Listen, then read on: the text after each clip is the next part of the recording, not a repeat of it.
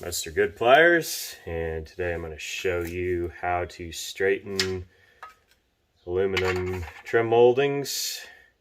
These are from a 67 Impala. Awful lot in common with a pretzel, but we're going to show you a little bit of procedure and steps to fix that.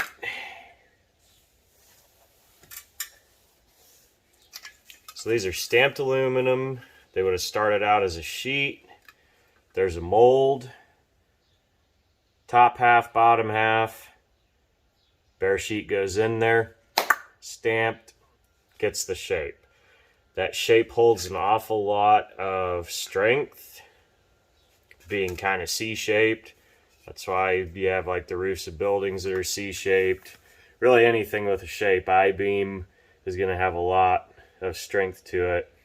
So that metal actually has a memory to it. When it's hit, it gets stressed, and so you're moving the stress of that hit out so that it comes back into its original shape. So we're down here. I'm going to use this bar. We're just starting to push in the deepest parts of that dent. On some of the longer moldings, another trick that I'll use is I'll actually hold down and I'll pull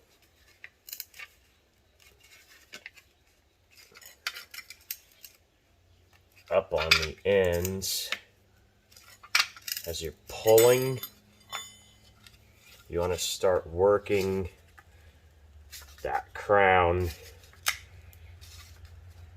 back into the molding.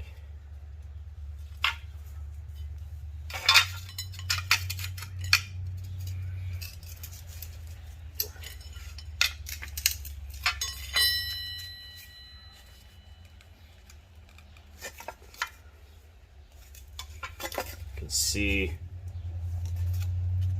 that line is supposed to come in an arc, and it's completely flat, so that's the next. You're always working from the deepest area of damage out.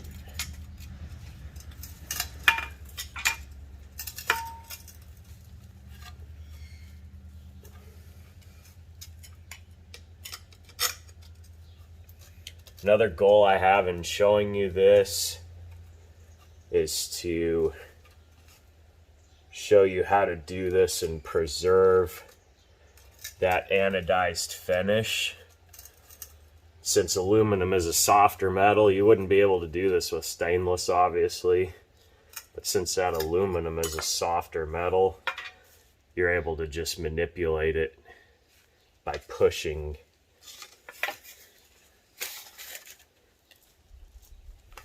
With your hands. So we're going to push.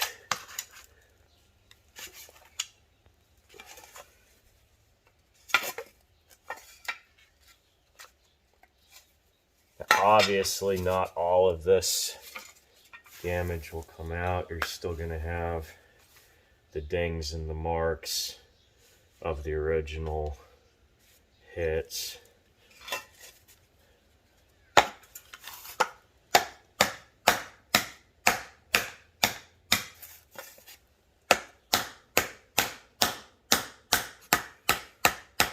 My basic goal is to get this to shape to where it will fit the car.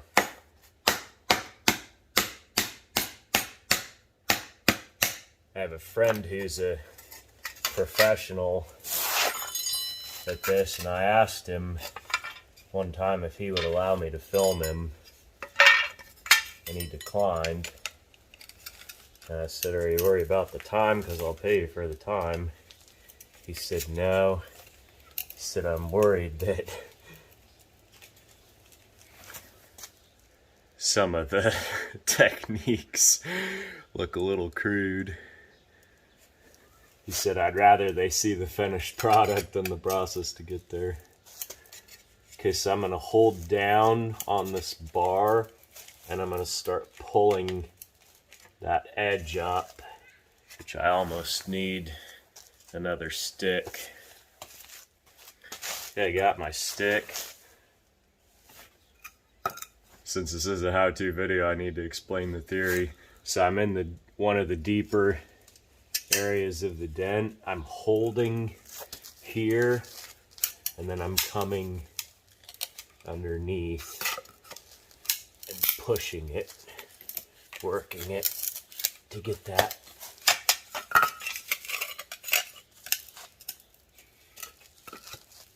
back to shape.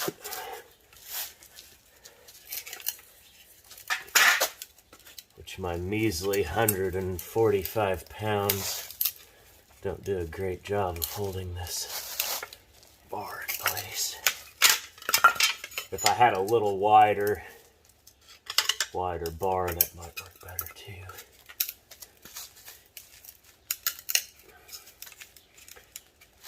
Just moving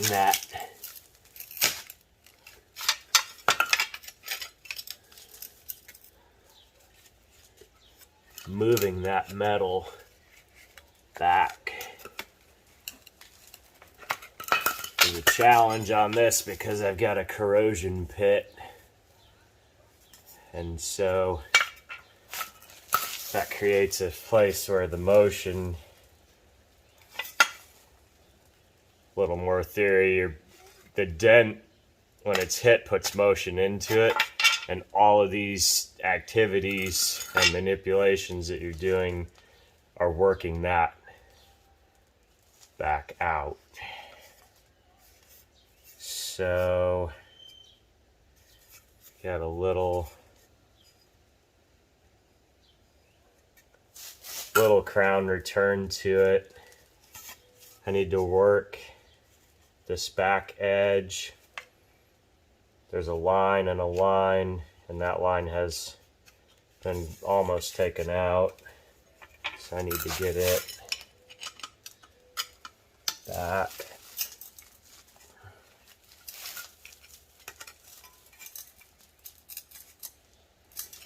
You can see just by pushing on that, you're already getting this to lay back to its intended orientation.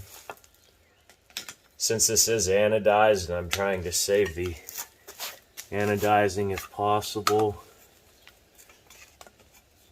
my actions are all pushing instead of hitting. Now you can see I've got that back in, which has reversed that, so I'm going to straighten it. You don't want to get that all exact, because as you move this, it's going to flex some of that back in there anyway. So now I've got the end looking pretty good. Train's coming, don't be late. You can still see it's pretty flattened. So that block.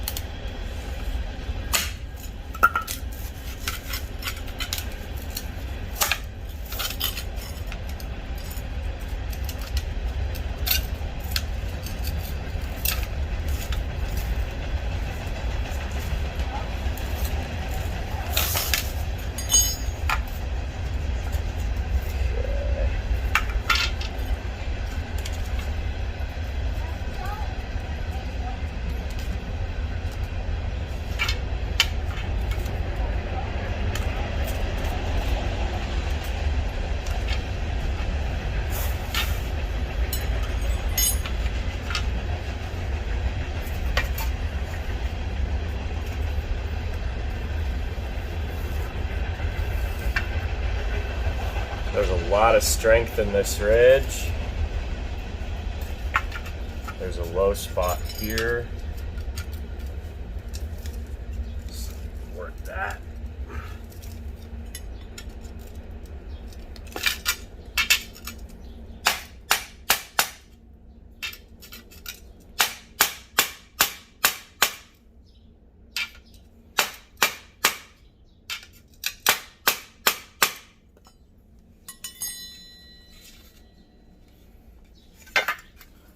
High spot there. Use the wood so it doesn't mark.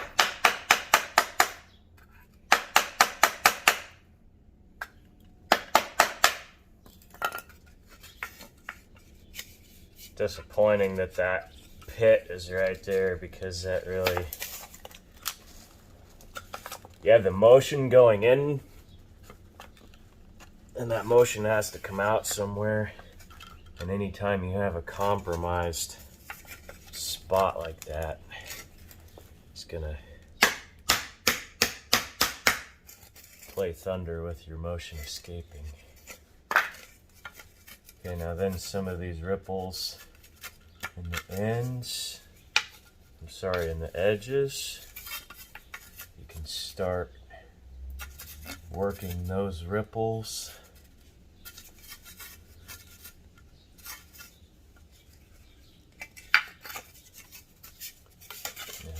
Top.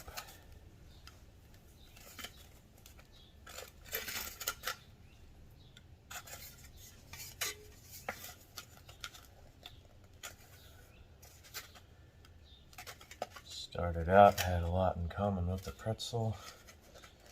Now it's got a little in common with the ocean. You can also, you can look down that piece like you would a piece of lumber if you were selecting lumber. Get the top pretty good. The bottom, that pit in there, I think I'm just kind of going to have to get good as I can, take what it gives me. You can see it's still a little wide there. So I'm going to close that back up.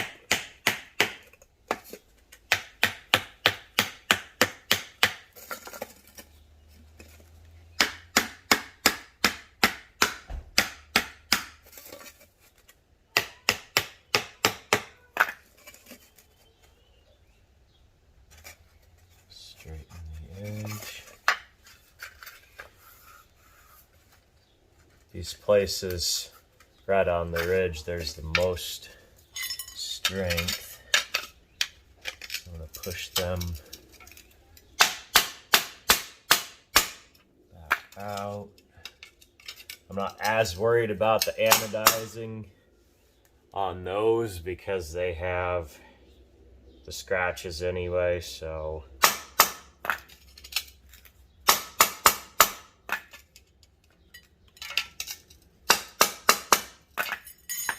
another technical note, that anodizing is a hardened surface finish. So that's why you can clean these with steel wool and it won't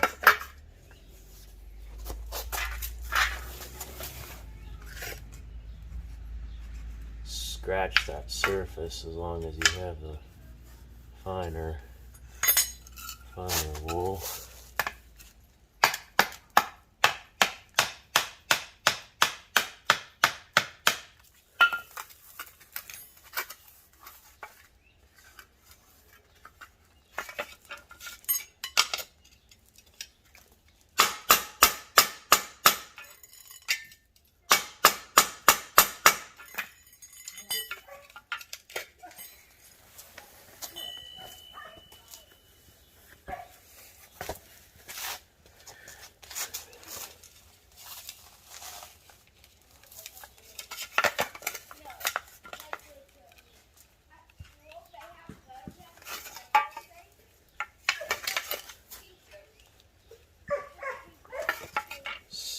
Push that Back straight.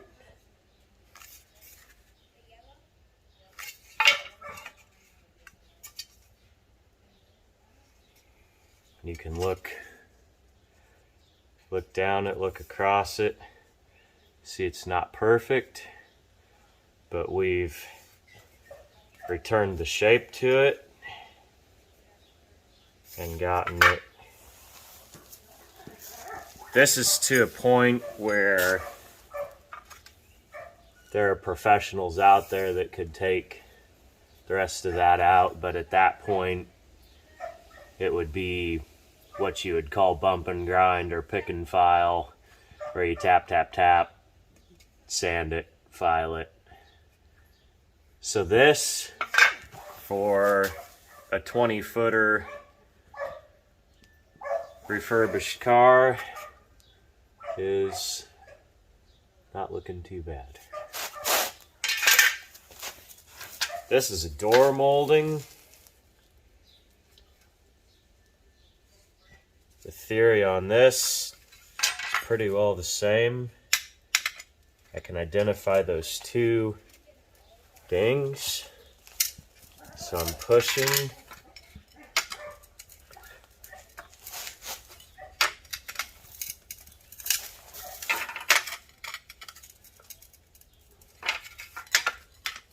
Working them evenly at the same time. You can see already in that it's starting to relax and find its shape again.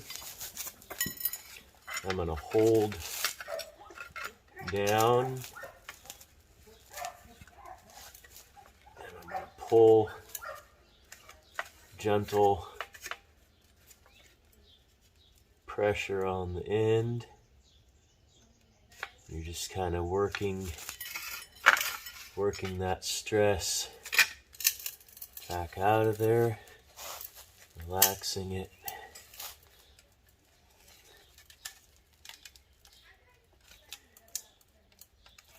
Back to its shape.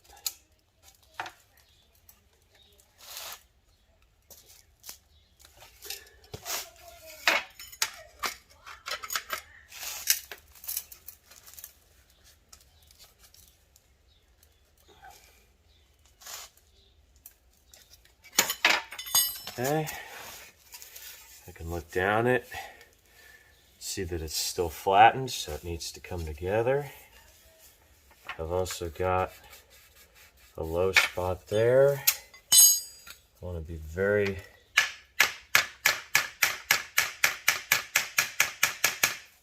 gentle so we don't hurt that anodizing.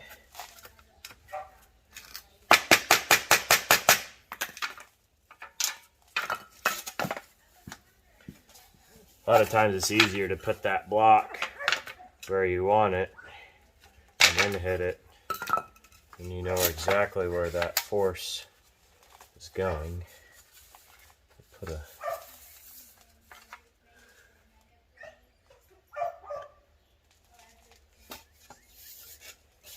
okay, so then we push that back down.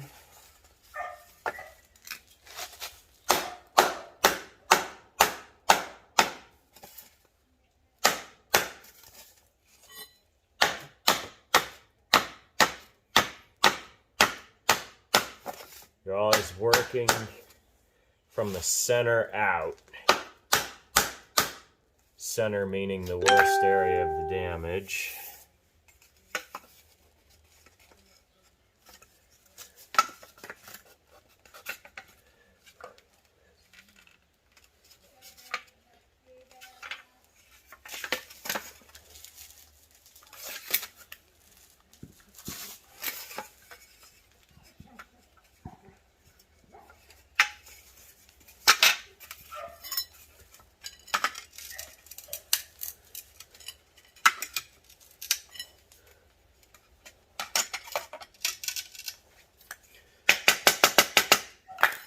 You're saving the anodizing. You want to be real careful with the metal tools.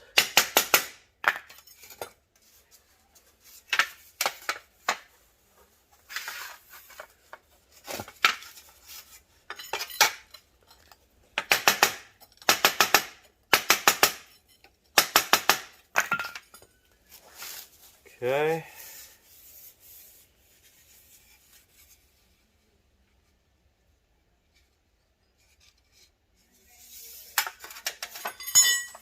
Still have a little bit of a dip at the end. I need to work that out.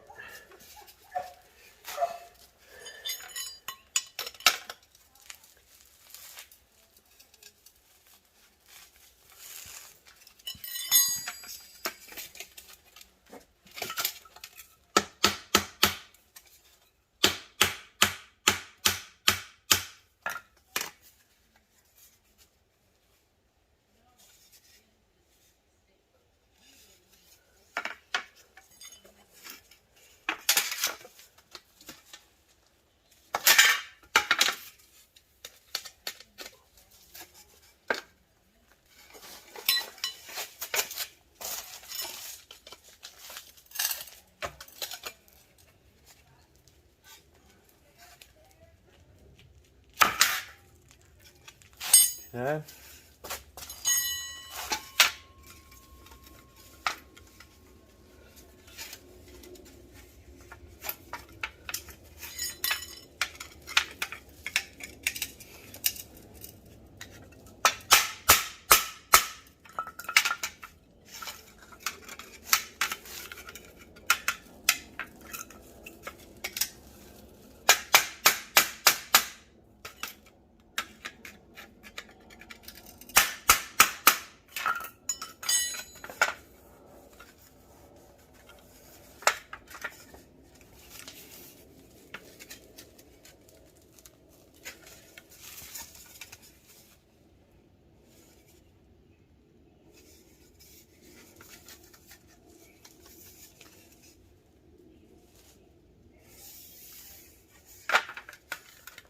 The aluminum is very different from the stainless.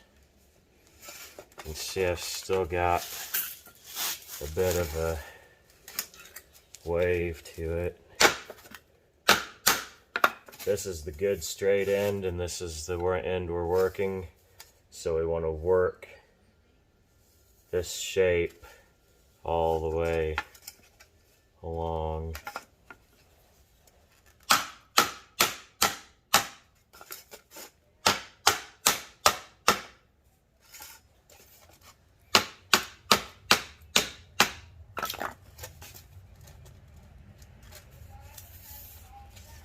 Sight down that again like a piece of lumber. And not perfect, but for a 20-footer car, that's gonna sit flat against the door.